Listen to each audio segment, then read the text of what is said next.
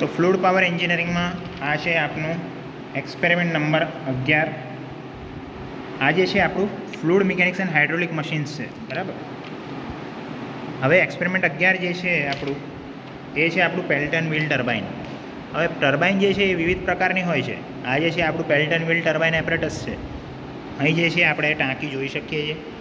ટાંકી જે છે તેના વડે આ એક પંપ લગાવેલો છે. આ પંપ જે છે તેના વડે પાણી જે છે એ આવશે અને આ પાઇપથી જે છે એ જશે આપણા પેલ્ટન વ્હીલમાં. આ જે છે એ દેખાય છે એને આપણે કહીશું પેલ્ટન વ્હીલ. આ જે છે આખું જે છે એ પેલ્ટન વ્હીલ છે, બરાબર. પેલ્ટન વ્હીલ ટર્બાઇન આને કહીએ છીએ આપણે, બરાબર. અહીંથી જે છે તમારે આ જેટ જોઈ શકાય છે. અહીં જે છે એ જેટ છે. એ જેટ જે છે આના પર વાગે તેના કારણે શું થશે, આ ટર્બાઇન જે છે આખી ફરશે અને આ ટર્બાઇન ફરવાના કારણે જે છે ઇલેક્ટ્રિસિટી પ્રોડ્યુસ થાય છે. કેટલી ઇલેક્ટ્રિસિટી પ્રોડ્યુસ થઈ અથવા કેટલા હોર્સ પાવર જનરેટ થયું એ આપણને શાનાથી ખબર પડશે? આ છે ડાયનામોમીટર આપણો, બરાબર. બ્રેક ડાયનામોમીટર છે અહીં લગાવેલો છે. જેમ જ આ ટર્બાઇન ફરશે તો આ જે છે એ ફરવા માંડશે, બરાબર.